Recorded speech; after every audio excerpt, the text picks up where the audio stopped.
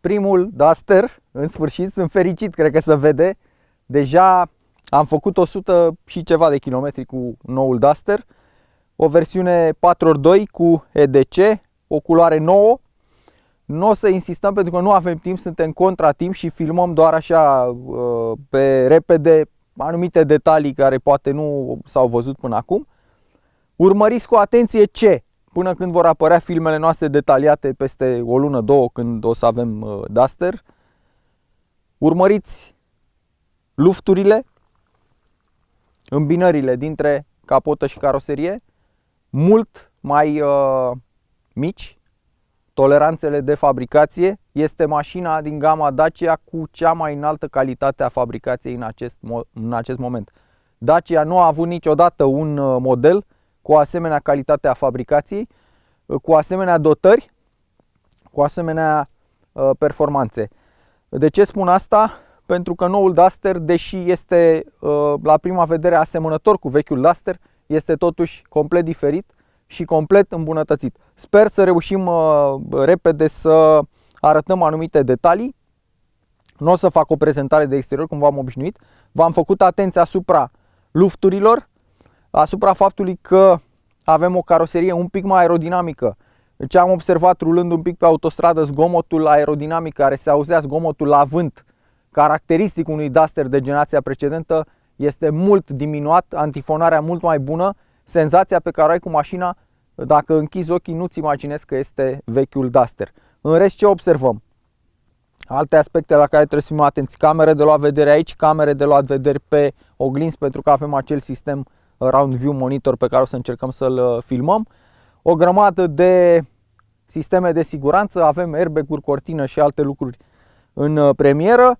S-au păstrat sau s-au îmbunătățit unghiurile de atac, degajare, garda la sol, unghiul de trecere și alte aspecte legate de capabilitățile off-road ale mașinii. După cum vedeți, am venit aici, am ieșit din traseul impus de cei de la Dacia ca să vă arătăm un pic drumurile pe care poate nu vrea neapărat să le vadă un Duster, dar proprietarul cu siguranță o să-l ducă și pe asemenea drumuri. Mașina se comportă foarte bine.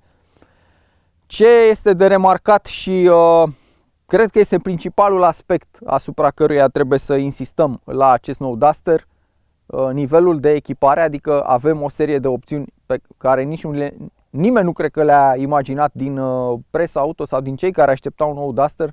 Nu se gândeau că o să avem pe Duster acele instrumente de tip off-road pe care o să le vedeți la versiunea 4x4 sau că o să avem, eu știu, sistem AVM. Multă lume întreabă, dar de ce sistem AVM și nu alte sisteme? Pentru că mașina este un SUV care se pretează și în afara șoselei și în oraș.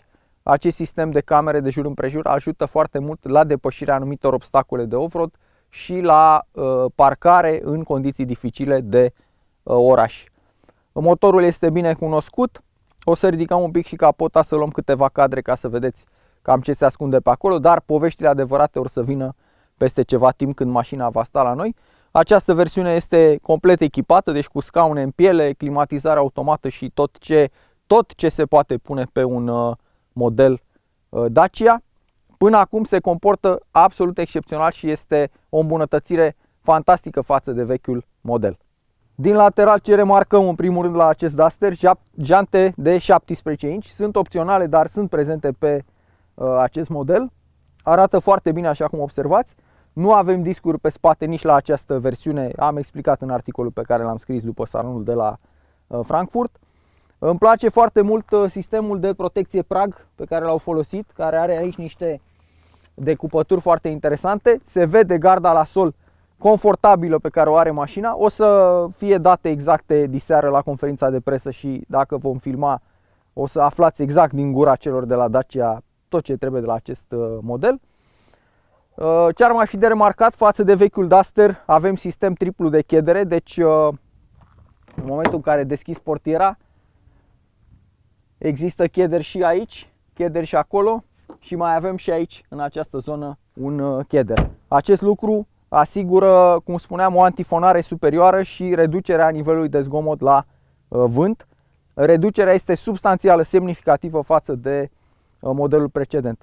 Undeva în față avem semnalizatorul cu acea carcasă, acel ornament de plastic care nu are un rol activ, deci este doar decorativ, însă în același timp este o experiență inedită de design, zic eu, deci e o reușită a celor de la Dacia, pentru că acel sistem arată și foarte bine, se pretează excepțional pe acest SUV, se continuă cu pragul într-un mod foarte plăcut și în același timp au reușit să facă cumva ca acea umflătură mare a aripii, pentru că aripa e destul de evazată, să facă trecerea de la acea umflătură la panourile portierei, care sunt evident un pic mai spre interior. Rezultatul excepțional din punctul meu de vedere. La fel, la barele de acoperiș, detalii la care să vă uitați când vă duceți în showroom să vedeți un nou Duster, față de versiunea precedentă, finisajele, detaliile, lucrul este mult mai bun, mult îmbunătățit și aceste detalii ajută la finețea aerodinamică a mașinii. Personal aș fi vrut ca barele de acoperiș să fie un pic mai joase sau chiar modelul acela fără gaură, deci să fie de ultimă generație. Probabil că ar fi ajutat și la aerodinamică dacă era un pic mai jos, dar nu pot să contest faptul că pe lângă linia generală a mașinii aceste ornamente dau foarte bine și evident au un rol practic, cu virgulele de rigoare, pentru că cel puțin de la generația precedentă știu că nu orice fel de accesorii de acoperiș se potrivesc pe aceste bare. În general trebuie cumpărate doar de la dealerii Dacia.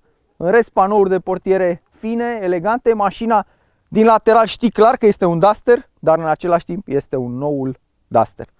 Tot pe repede din spate, la fel, e un Duster, seamănă, stopuri noi, lunetă fumurie. La detalii care îmi plac, s-a îmbunătățit dramatic acest sistem, deci acest plastic care acoperă luminile de la număr este mult mai elegant și mai bine făcut. Camere de la vedere aici, eșapamentul ascuns putea să lipsească fără probleme, ar fi arătat mai bine mașina cu acel ornament fără evacuare vizibilă. Ce îmi place și iarăși de urmărit în showroom-uri, observați luftul și calitatea asamblării, deci s-a redus foarte mult toleranța față de vechiul Duster. Iar aici, zona în care se îmbină haionul cu bara, este foarte interesant când privești mașina din spate, mai ales în timp ce rulează. Este o eleganță a ansamblului dată de ce? De faptul că nu ai decât practic două decupături vizibile, adică acestea, da? Aici sunt două tăieturi pe tot haionul. În rest nu mai este niciuna, da? În afară de această buză de aici. Iar partea de sus, la fel de interesant, partea de sus, când privești mașina din spate, nu se vede. Și acest lucru creează o eleganță, este o eleganță, e un rezultat fin al exercițiului de design al celor de la Dacia. Primii kilometri la bordul noului model Dacia Duster. Evident, fiind primii kilometri, ne-am gândit până ne acomodăm cu traseele din Grecia să luăm o cutie de viteză automată.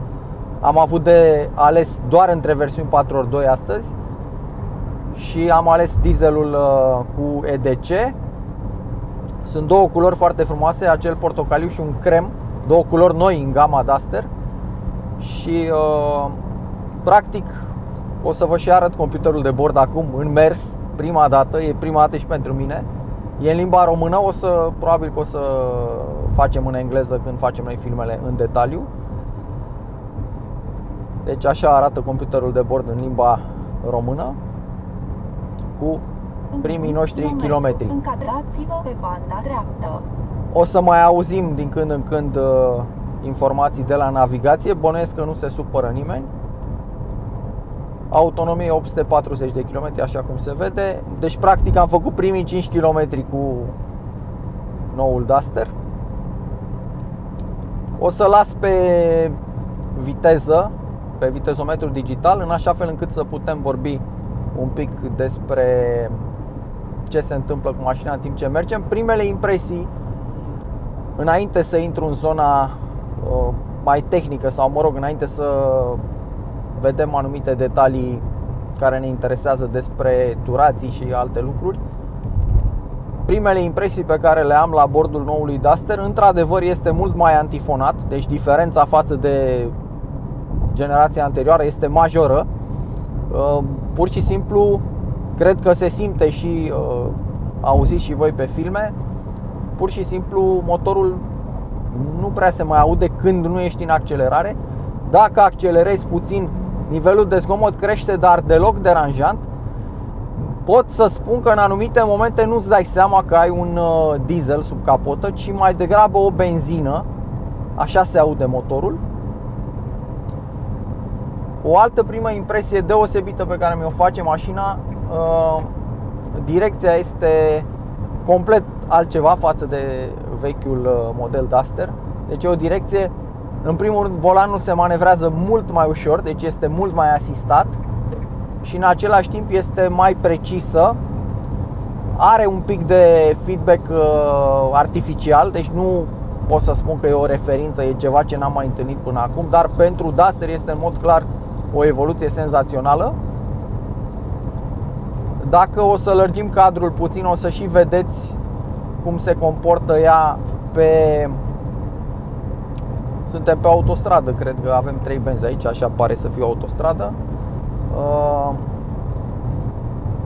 Ai un pic de punct mort cu o oarecare inerție, deci poți mișca puțin volanul. Era și înainte la Duster treaba asta. Deci dacă se vede, deci eu mișc volanul atât cât se vede acum, fără ca mașina să facă ceva fizic. Da? Deci asta e practic o zonă moartă. În momentul în care te duci mai mult, probabil că se și observă, se mișcă și mașina. Deci ai undeva la un 2 grade stânga, 2 grade dreapta, poate mai puțin, să nu exagerez să zic 2 grade.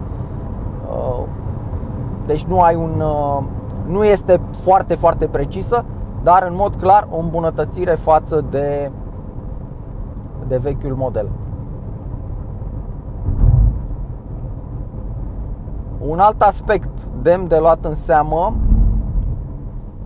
trecem acum peste niște vibratoare din acelea de încetinire. Suspensia este mai aranjată pentru șosea.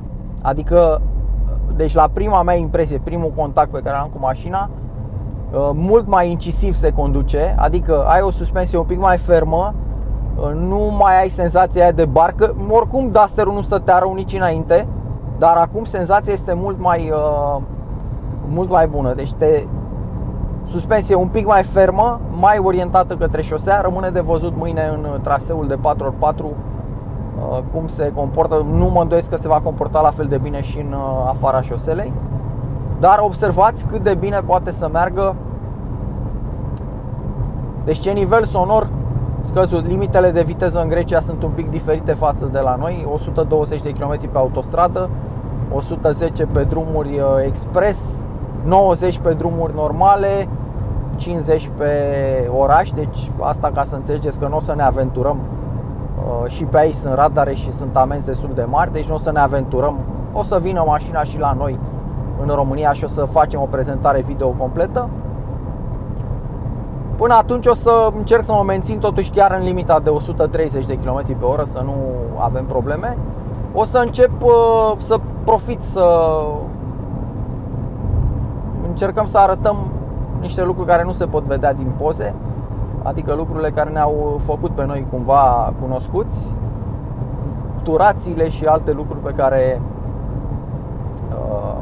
oamenii vor să le vadă. Am mutat în modul manual.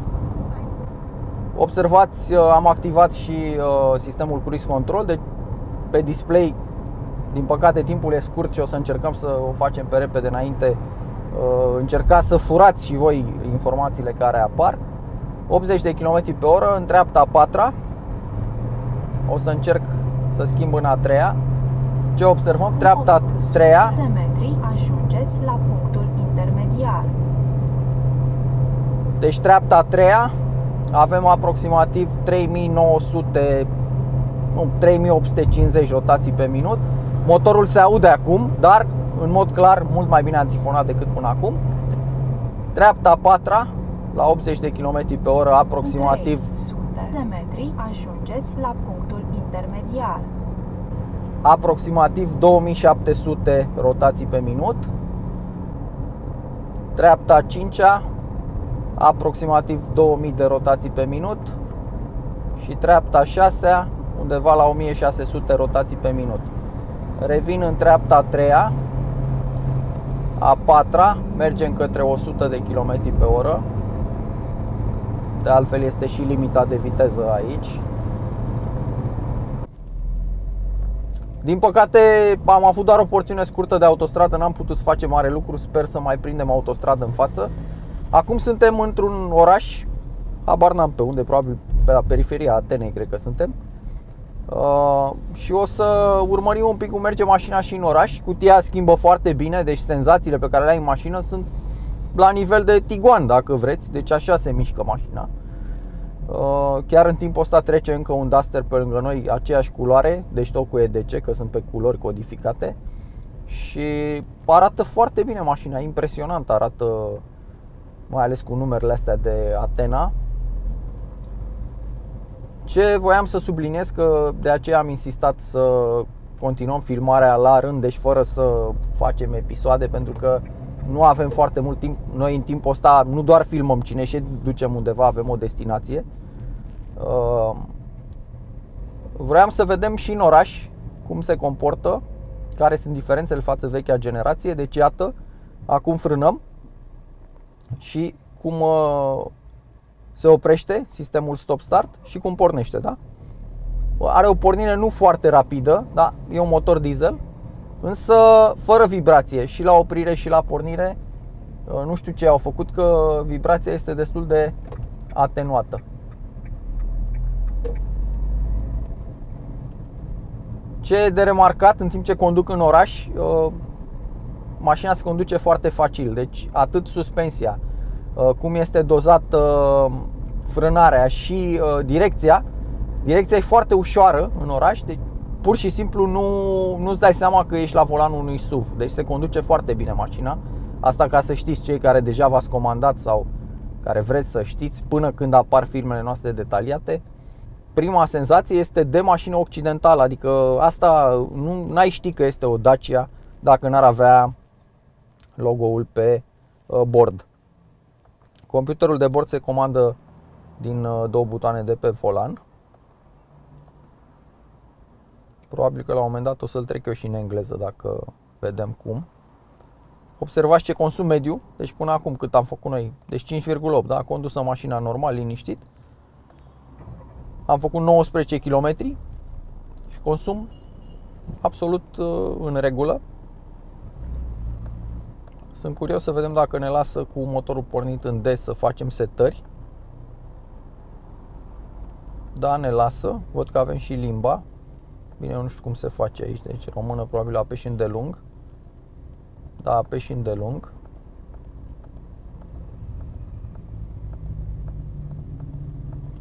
Are o grămadă de limbi și urmează și engleza, da? Și o să selectăm engleză, că probabil multă lume o să vrea să vadă și să înțeleagă exact despre ce e vorba. Și acum computerul de bord în engleză, da, ca să vedem așa cum îl știm noi cu toții. Și o să păstrăm acel vitezometru digital, că ne ajută. Pe aici pe unde mergem, drumurile sunt românești. Înțelegeți ce vreau să spun? Adică nu sunt perfecte. Foarte fină suspensia, uimitor, adică bine, întotdeauna Dacia a avut o suspensie adaptată la drumurile, știți foarte bine acest aspect. Dar îmi place foarte mult cum e nou Duster. Într-adevăr, se constată un rafinament îmbunătățit. Deci un rafinament superior față de vechea generație. Deci mașina mult mai ușor de condus. Feedback-ul direcției de asemenea mai bun, deci îmbunătățit.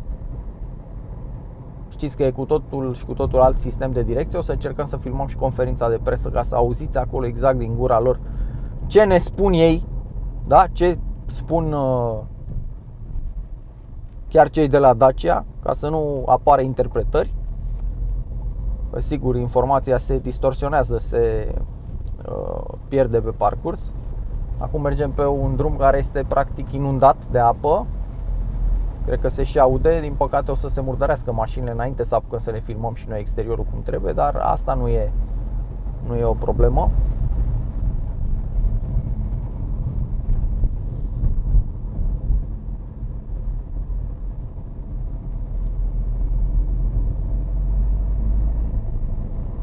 Observ că în zona bordului și pe panourile portierelor, deși sunt tot atât de bine făcute cum erau înainte, adică din piese puține tocmai pentru a se diminua zgomotele, totuși se mai aud unele zgomote când mergi pe drumuri denivelate. E clar că noi acum, având tot felul de chestii răspândite prin mașină, avem pachetele, avem un prânz rece de la cei de la Dacia, pentru că o să petrecem ziua la volan. Se mai aud diverse zgomote pe care nu pot să le izolez acum direct, adică nu pot să spun vine un zgomot, poate să vină un zgomot dintr-o pungă de-a noastră și să ne păcălească. Oricum, bine închegată pare mașina. Și eu trec acum peste niște denivelări exact ca România, deci parcă sunt în România, așa mi se pare acum când... Nu știu dacă au ales special Grecia, că drumurile lor seamănă cu cele din România, dar mie așa, dacă aș închide ochii și n-aș vedea măslinii ăștia de prin jur, pur și simplu suprafața de șosea pe care merg e tipic românească. Mașina se comportă foarte bine, deci excepțional merge. La fel cutia, deci eu sunt convins mașina va fi un hit, dar va fi așa, un mare hit, nu unul obișnuit. Adică pe măsura așteptărilor, știu că foarte multă lume este interesată. Într-adevăr, cine o va conduce va înțelege că progresul Dacia este, în ciuda detractorilor, că sunt o grămadă de oameni care încă sunt de părere că Dacia nu face mașini la nivelul Skoda și e adevărat că încă nu am ajuns la nivelul Skoda, dar nivelul la care a ajuns Dacia în acest moment este absolut senzațional și pentru mine e o onoare că sunt aici și conduc această mașină Dacia. De altfel, cred că pentru toți cei 31 de oameni din România care suntem aici să conducem noul Duster, cred că e o bucurie și o încântare că un asemenea produs este făcut sau este sub o marcă pe care noi o considerăm și chiar este românească. În timp ce vorbeam, am observat că la trecerea peste anumite denivelări numai de un anumit tip am simțit o vibrație care s-a transmis puțin în volan. Genul de vibrație care poate fi numită deranjantă, văd că nu s-a mai repetat. Întrucât acum conducem pe niște drumuri destul de virajate, pe care eu merg un pic, să zicem, tare, nu foarte tare, dar cam 70-60 de km pe oră pe viraje. Observ un lucru de asemenea foarte interesant și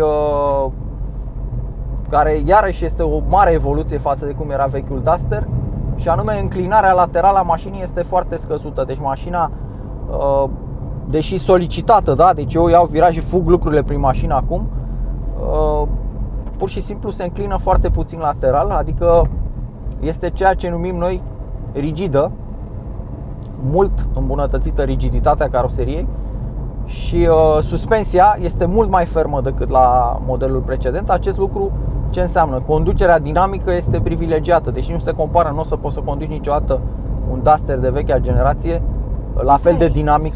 De metri, virați ușor la dreapta. La fel de dinamic ca în cazul acestei versiuni. Virați ușor la dreapta.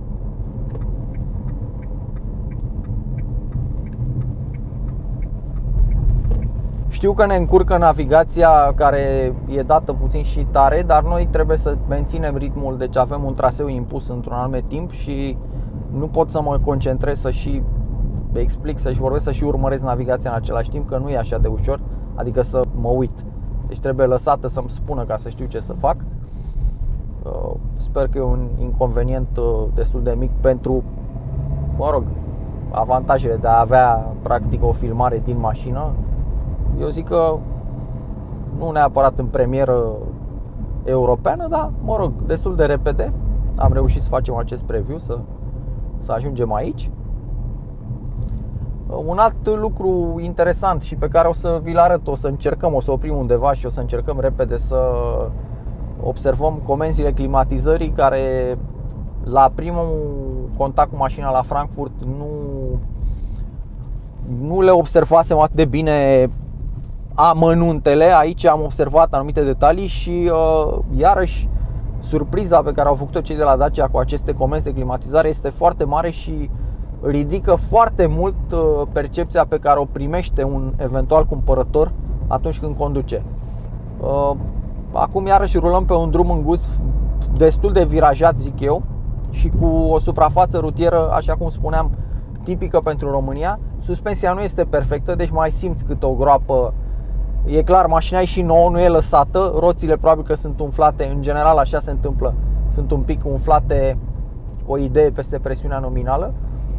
Și cu toate acestea, rularea cu mașina este extrem de confortabilă în condițiile în care sistemul audio este oprit.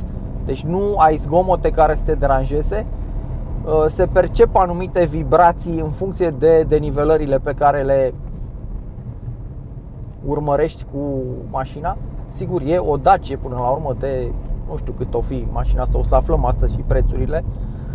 Eu chiar o să încerc un pronostic acum, să rămână și filmat, să vedem dacă greșesc sau nu.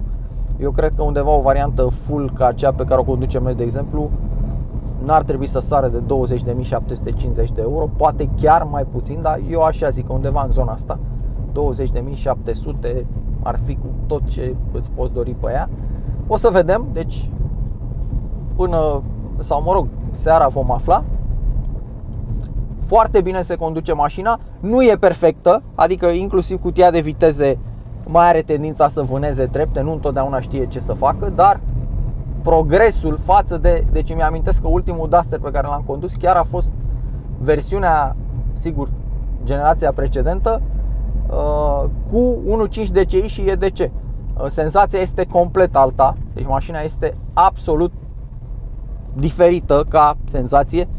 Ce încerc să spun? Că dacă ai da cuiva care are Duster 1.5 DCI cu EDC, generația veche, acest Duster nou și ai spune nu știi ce mașină conduci, mergi cu ea și spune ce mașină e, n-ar ști că este o Dacia, comparând-o cu Dacia lui. Ajungeți la punctul intermediar.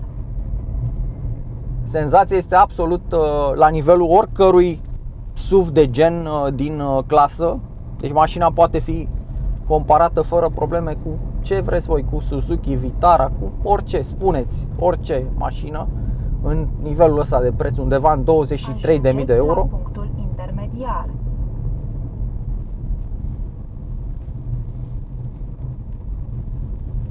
Deja au început să se oprească mașinile, oamenii să facă poze, Noi o să continuăm să rulăm pentru că vreau să îmi dau seama exact, e păcat că drumul e virajat, nu vreau să pierd timpul aici.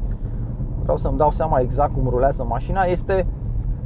Progresul este inimaginabil pentru cineva care are Duster. Deci eu vă spun, cine va conduce această mașină mergând de pe vechiul Duster va fi pur și simplu uluit de ușurința și finețea cu care se conduce acest Duster. Deci se conduce deci eu nu am nicio problemă să spun, ca un Sportage, da? Ca o mașină mult mai scumpă și mai titrată până la urmă decât o mașină Smart Buy, să nu mai folosim low cost, că așa ni s-a atras atenția acum ceva vreme de la Dacia, că Dacia a evoluat de la termenul de low cost pe care îl foloseam înainte pentru Logan, de exemplu, la Smart Buy. Deci o alegere înțeleaptă, o alegere inteligentă.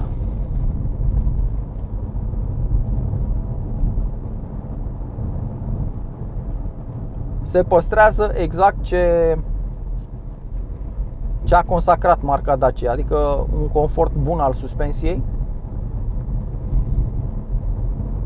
și se îmbunătățesc lucruri care nu erau optime la momentul lansării celuilalt model, adică nu mai avem o direcție greoaie, dozajul frânelor este complet altul. Deci eu cel puțin așa simt, sau poate că agilitatea mașinii și faptul că o conduci mult mai ușor te minte cumva în acest sens. Dar senzația pe care o am eu conducând acum, în condiții de deal, munte, mă rog ce e pe aici, deci urcări, coborâri pe un drum mediu, calitativ, sunt că pur și simplu, nu că Duster este în elementul lui, Duster este o limuzină când merge pe aici, așa se simte. Deci pur și simplu nu te deranjează cu nimic și conduci atât de ușor, atât de facil. O să mai mișc computerul de bord să vedem ce consum avem. 6.2, da? Deci un consum foarte bun, ținând cont că am mers un pic mai rapid pe serpentine. Ce probleme mai am observat în timp ce rulam? Deci un lucru interesant, în timp ce rulam și schimbam informațiile computerului de bord, În 300 de metri, virați la dreapta. ne-a apărut mesajul că setările numai când staționăm. Deci, ca să înțelegeți, computerul de bord poate fi reglat numai cu mașina staționând, indiferent dacă ești în drive sau, dar să stea. Următoarea stradă, virați la dreapta.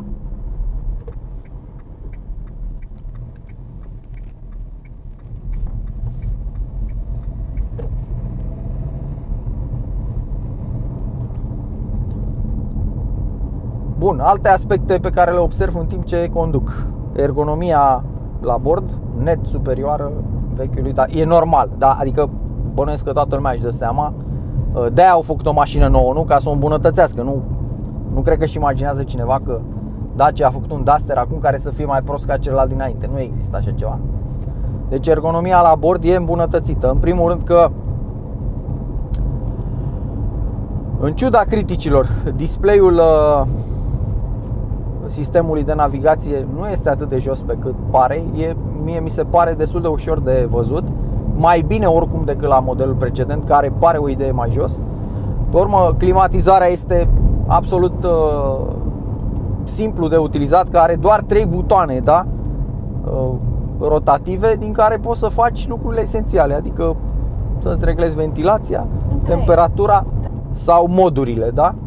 Și ce încerc să spun este că poți accede majoritatea comenzilor pe care le are mașina fără să-ți iei privirea de pe drum. De ce? Pentru că așa cum poți să tastezi la o tastatură de computer având acele repere, și în acest caz climatizarea și suita de butoane de deasupra climatizării sunt făcute în așa fel încât dacă ți-ai dus mâna acolo și ți-ai găsit un reper, în momentul ăla, fără să mai ridici mâna de acolo, deci păstrezi poziția mâinii și știi exact unde sunt butoanele. Deci e un lucru foarte interesant.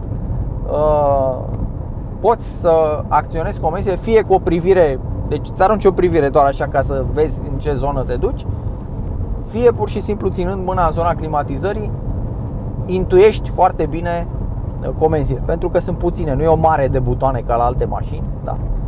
Și acest lucru face ca totul să te scoată într-adevăr din zona de low cost de care vorbeam și să te ducă într-o altă zonă, într-o zonă în care nu poți să negi calitățile acestei mașini. Deci mașina se conduce cu o ușurință fantastică. Pur și simplu chiar sunt fericit, adică nu știu dacă înțelegeți. Eu sunt un tip mai deosebit decât restul celor din presa auto. În presa auto toată lumea visează să conducă Lamborghini, mai știu eu ce, Bugatti și așa mai departe. Eu sunt fericit că pot să conduc acest Duster. Dacă vă spun că pe lista mea scurtă de mașini pe care mi le-aș dori să le conduc se află de fapt Renault Kwid, sau mă rog Dacia Kwid, cum vreți să-i spunem. Deci cel mai mic model al celor de la Dacia, pentru mine într-adevăr e o curiozitate. Deci vreau să văd cum poate să fie o asemenea mașină și cum se compară ea cu anumite modele mici din segment, da? Nu știu, cu Smart, cu ce vreți voi, cu mașini din astea micuțe. Deci nu îmi doresc neapărat să văd cum e un Lamborghini Diablo, paranteza, am condus inclusiv Countach și alte lucruri când eram tânăr, am și poze cu ele și în fine, și Corvette și tot felul de mașini.